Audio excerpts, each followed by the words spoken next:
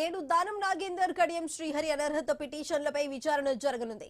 మధ్యాహ్నం స్పీకర్ గడ్డం ప్రసాద్ తన ఛాంబర్లో కీలక విచారణ చేపట్టనున్నారు. రెండు కీలక పిటిషన్లపై తుది వాదనలు వినిపించనున్నారు. మొదటగా కడియం శ్రీహరిపై దాఖలైన అనర్హత పిటిషన్ను స్పీకర్ విచారించనున్నారు. అనంతరం దానం నాగేందర్ పై దాఖలైన అనర్హత పిటిషన్పై కూడా విచారణ కొనసాగనుంది. ఈ రెండు పిటిషన్లపై విచారణ పూర్తయ్యే నేపథ్యంలో స్పీకర్ తీసుకునే నిర్ణయం రాజకీయ వర్గాల్లో ఆసక్తి రేకెత్తిస్తోంది. విచారణ ముగియనుండగా తదుపరి నిర్ణయం ఎప్పుడు వెలువడుతుందన్న దానిపై అందరి దృష్టి నెలకొంది.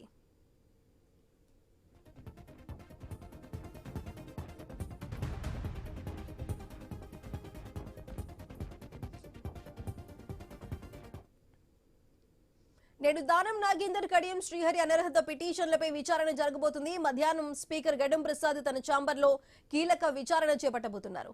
అయితే దీనికి సంబంధించి పూర్తి డీటెయిల్స్ మా ప్రతినిధి ఏవై స్వామి అందిస్తారు. స్వామి, చెప్పండి, ఈ రోజు దానం నాగేందర్ కడియం శ్రీహరికి సంబంధించిన పిటిషన్లపై విచారణ జరగబోతుంది. తుది వాదనలు కూడా ఈ రోజు వినిపించబోతున్నారు.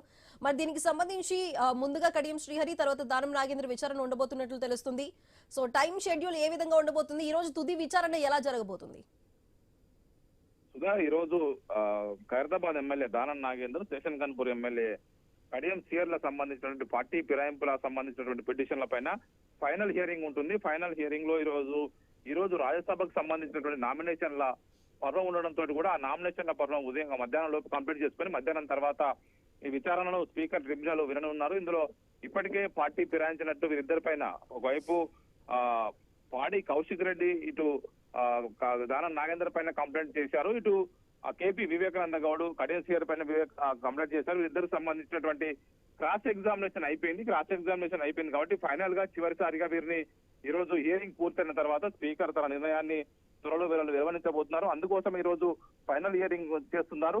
ప్రధానంగా మొన్న రీసెంట్ గానే చేయాల్సి ఉన్నప్పటికీ కూడా అనివార్య కారణాల వల్ల దాన్ని స్పీకర్ వాయిదా వేశారు. ఈ రోజు ఆ విచారణను కంప్లీట్ చేయడం కోసం ఇప్పటికే షెడ్యూల్ అయితే ఇచ్చారు. ఈ రోజు రాజ్యసభకు సంబంధించిన నామినేషన్లు ఉంటాయి కాబట్టి మధ్యాహ్నం లోపు నామినేషన్ కార్యక్రమం పూర్తయిన తర్వాత ఇటు ఈ విచారణ కొనసాగిస్తారని చెప్పి షెడ్యూల్ జరుగుతుంది. ఒకవైపు తాము ఇంకా బీఆర్ఎస్ పార్టీలోనే ఉన్నామని చెప్పేసి కడియం శ్రీహరి, దానం నాగేందర్ వాదిస్తున్నారు. తమని పార్టీ సస్పెండ్ చేయలేదని చెప్పేసి అంటున్నారు. కానీ ఇప్పుడు బీఆర్ఎస్ పార్టీ మాత్రం దానం నాగేందర్ బీఆర్ఎస్ పార్టీ ఎమ్మెల్యేగా గెలుపొంది సికింద్రాబాద్ ఎంపీగా కాంగ్రెస్ పార్టీ బీఫామ్ పైన పోటీ చేశారు కాబట్టి ఆయన పైన అనర్హత వేటేయాలని ఆయన పార్టీ ఫిరాయించినట్టు స్పష్టమైనటువంటి ఆధారాలు ఉన్నాయని చెప్పేసి కూడా బీఆర్ఎస్ పార్టీ వాదిస్తుంది. మరోవైపు కడియం శ్రీహరి బీఆర్ఎస్ పార్టీ నుంచి గెలుపొంది తన కూతురు కడియం కావ్య ఎంపీగా పోటీ చేసినప్పుడు ఆయన ప్రపోజల్ సంతకంలో కాంగ్రెస్ పార్టీ ఎంపీగా పోటీ చేసినటువంటి తన కూతురు కడియం కావ్యకు ప్రపోజల్ సంతకం చేశారు. నిత్యం కాంగ్రెస్ పార్టీ కార్యక్రమంలో పాల్గొంటున్నారని చెప్పేసి కూడా పూర్తి స్థాయిగా వివిధ రకాల ఆధారాలను సేకరించి వీడియో రూపంలో, ఆడియో రూపంలో, పేపర్ కట్టింగ్స్ రూపంలో, అఫిడవిట్ రూపంలో ఇప్పటికే